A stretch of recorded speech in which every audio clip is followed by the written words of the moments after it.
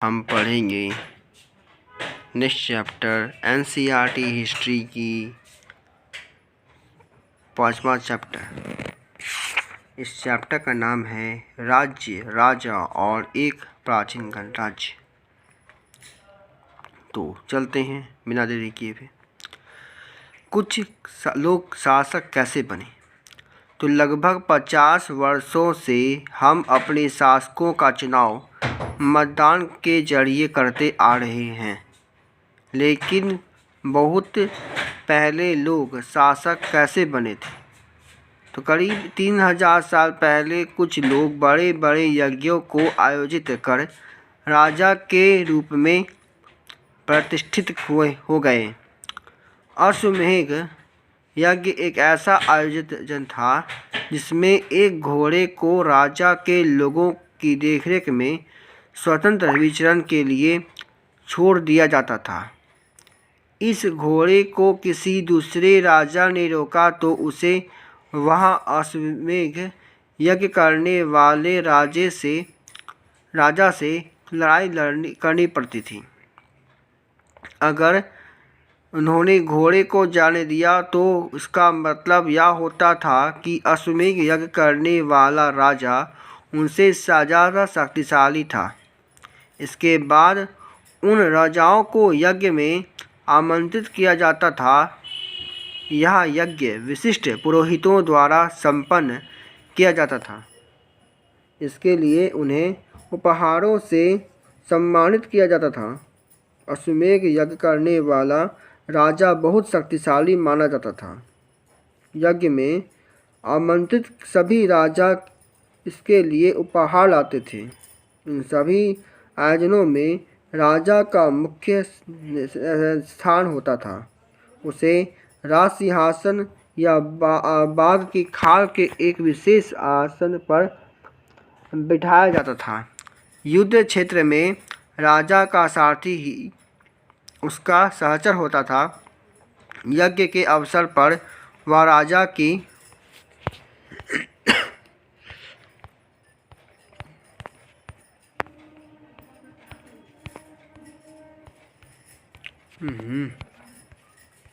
क्या कर रहा है?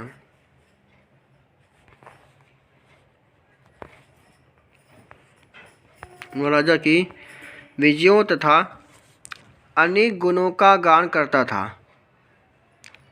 राजा की सगे संबंधी, खासकर उनके रानियों और पुत्रों को भी कई छोटे छोटे अनुष्ठान करने होते थे। अन्य सारे आमंत्रित राजाओं का काम सिर्फ बैठकर यज्ञ की पूरी प्रक्रिया को देखना भर था। राजा के ऊपर पुरोहित पवित्र जल के छिड़काव के साथ साथ अन्य कई अनुष्ठान करता था। विष अथवा वैश्य जैसे सामान्य लोग जो है उपहार लाते थे, जिन्हें पुरोहित शूद्र मानते थे। उन्हें कई अनुष्ठानों में शामिल नहीं किया जाता था। वर्ण क्या था? तो उस समय 4 सामाजिक वर्ण थे: ब्राह्मण, क्षत्रिय, वैश्य और शूद्र। ब्राह्मणों का काम वेदों का अध्ययन, अध्यापन और यज्ञ करना, जिनके लिए उन्हें उपहार मिलता था। क्षत्रियों का काम युद्ध करना और लोगों की रक्षा करना था। वैश्यों का काम खेती, पशुपालन और व्यापार थे। शूद्रों का काम अन्य तीनों वर्गों की सेवा करना था। जनपद महायज्ञों को करने वाले राजा अब जन के राजा न होकर जनपदों के राजा माने जाने लगे। जनपद का शाब्दिक अर्थ जन के बसने की जगह होता है। ठीक है, पुरातत्वविदों ने इन जनपदों को 3 बस्तियों की खुदाई की है। दिल्ली में पुराना किला, उत्तर प्रदेश में मेरठ के पास हसीनापुर और एटा के पास अंतरंजी खेरा में उनके प्रमुख हैं। खुदाई से पता चलता है कि लोग झोपड़ियों में रहते थे और मवेशियों तथा अन्य जानवरों को पालते थे। वे चावल, गेहूं, धान, जौ, दालें, गन्ना, तिल और सरसों जैसी फसलें उगाते थे।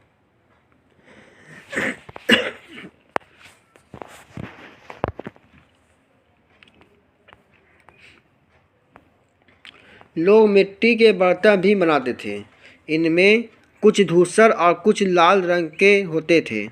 इन पुरास्थलों में कुछ विशेष प्रकार के बर्तन मिले हैं जिन्हें चित्रित धूसर पात्र के रूप में जाना जाता था।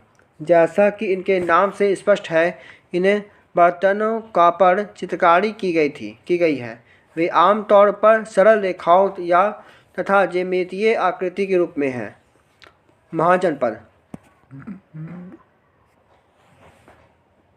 महाजनपद करीब 2500 साल पहले एक जनपद जो है अधिक महत्वपूर्ण हो गए, जिन्हें महाजनपद कहा जाने लगा। अधिकतर महाजनपदों की एक राजधानी होती थी। कई राजधानियों के में किलेबंदी की गई थी, अर्थात इनके चारों ओर लकड़ी, ईंट या पत्थर की ऊंची दीवारें बनाई गई थी।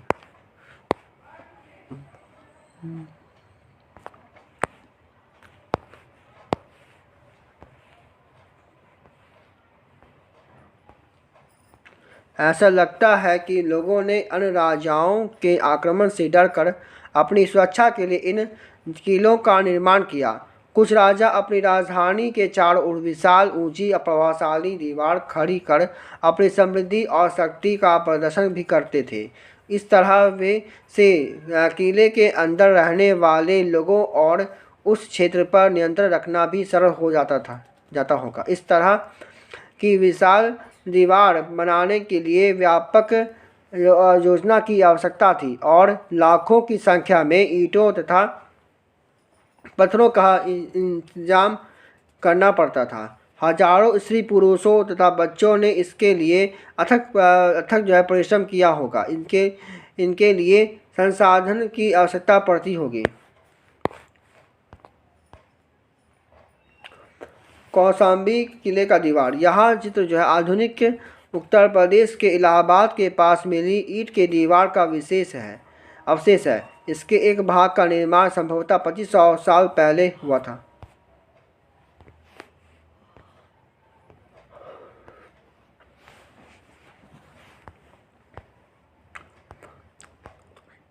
अब राजा सेना रखने लगे थे।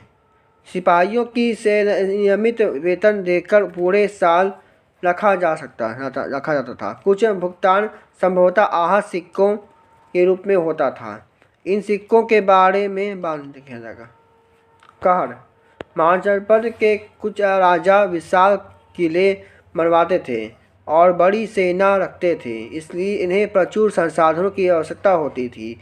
इसके लिए उन्हें कर्मचारियों की भी आवश्यकता होती थी। अतः महाजनपदों के राजा लोगों के द्वारा समय समय पर लाए गए पहाड़ों पर निर्भर न रहकर अब नियंत्रण कम से कम वसूलने लगे।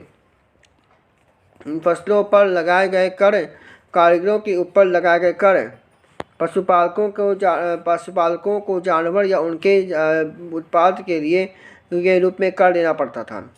व्यापारियों को सामान पर कर देना पड़ता था। आखेटकों तथा संग्राहकों को जंगल से प्राप्त वस्तुएं देनी पड़ती थी।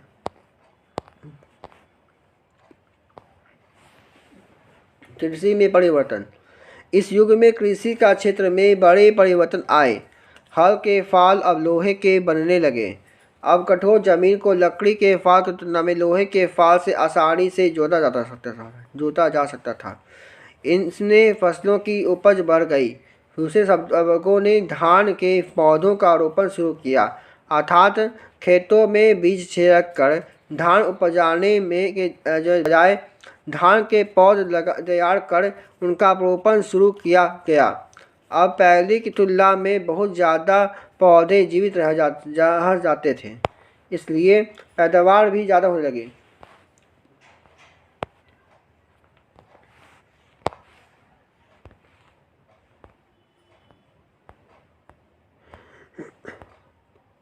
आते मगध पर। मगध लगभग 200 सालों के भीतर मगध सबसे महत्वपूर्ण जनपद बन गया। गंगा और सोन जैसी नदियाँ मगध से होकर बहती थी। ये यातायात, जल वितरण, जमीन को उपजाऊ बनाने के लिए कुछ महत्वपूर्ण थी। मगध का हिस्सा जंगलों से भरा था। इन जंगलों में रहने वाले प्रजातियों को पकड़कर उन्हें प्रशिक्षित कर जो है दुनिया सेना की काम में लगाया जाता था। यही नहीं, जंगलों से घर, गाड़ियाँ तथा रथ बनाने के लिए लकड़ी मिलती थी। इसके अलावा इस क्षेत्र में लौह अयस्क के खदानें हैं। मजबूत औजार और हथियार बनाने के लिए बहुत उपयोगी थे। मगध में बहुत मुख्य शक्तिशाली शासक बिंबिसार और अजातशत्रु हुए। अन्य जनपदों को जीतने के लिए ये हर संभव साधन अपनाते थे। महाजनपद महापद्मनंद एक और महत्वपूर्ण शासक थे, जिन्होंने अपने नियंत्रण का क्षेत्र उस उपमहाद्वीप के भीतर उत्तर महाद्वीप भाग तक फैला लिया था। बिहार में राजगीर कई सालों तक मगध की राजधानी बनी रही। बाद में पाटलिपुत्र को राजधानी बनाया गया। 2300 साल से भी भारत की बात है, पहले की बात है। मैसेडोनिया का राजा सिकंदर विश्व विजय करना चाहता था। पूरा तरह सफल न होने पर भी वह मिस्र और पश्चिमी एशिया के कुछ हिस्सों राज्यों को जीतता हुआ भारतीय उपमहाद्वीप में व्यास नदी के किनारे पहुंच गया। अब जब उन्हें मगध की ओर कुछ करना चाहा तो उसके सिपाहियों ने इनकार कर दिया। वे इस बात से भयभीत थे कि भारत के शासकों के पास पैदल, रथ और हाथियों की बहुत बड़ी सेना थी।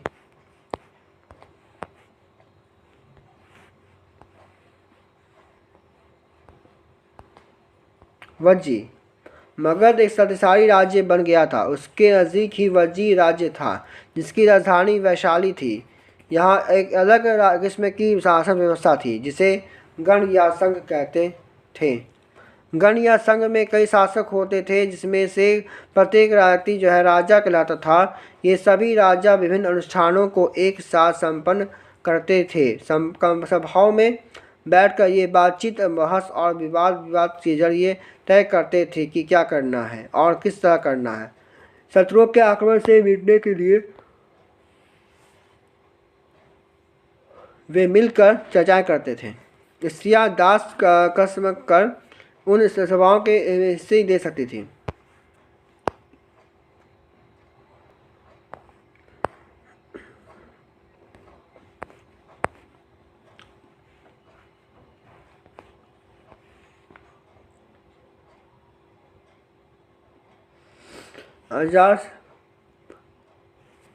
वज्जी संघ का वर्णन दीर्घ निकाय से लिया गया है। दीर्घ निकाय एक प्रसिद्ध बौद्ध ग्रंथ है, जिससे बुद्ध के कई व्याख्यान दिए गए हैं। इन्हें करीब 2300 साल पहले लिखा गया था। अजातशत्रु और वज्जी संघ। अजातशत्रु वज्जी संघ पर आक्रमण करना चाहते थे। उन्होंने अपने मंत्री वस्त्रकार को वृद्ध के पास जो है सलाह के लिए भेजा। बुद्ध ने इनसे पूछा कि क्या वज्जी सभाएं नियमित रूप से होती है तथा उनमें जो है सभी सदस्य उपस्थित होते हैं। जब उन्हें पता चला कि ऐसा होता है कि उन्होंने क्या कहा कि वज्जीवासी जो है तब तक उन्नति करते रहेंगे, तब तक वे पूर्ण और नियमित सभाएं करते रहेंगे, आपस में मिलजुल कर काम करते रहेंगे, जो है आरंभिक नियमों का पालन करते रहेंगे, बड़ों का समान समर्थन और जो है बातों पर ध्यान देते रहेंगे। वज्जी महिलाओं के साथ जोर जबरदस्ती नहीं करेंगे और उन्हें बंधक नहीं बनाएंगे। शहरों तथा गाँवों में जातियों का रखरखाव करेंगे। विभिन्न मतावलंबी संतों का सम्मान करेंगे। इनके आने या जाने पर कोई रोक नहीं लगाएंगे।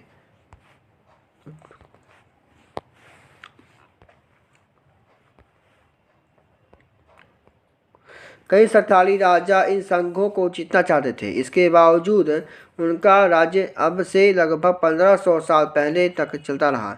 उसके बाद जो है गुप्त शासकों ने गण और संघ पर विजय प्राप्त कर उन्हें अपने राज्यों में शामिल कर लिया।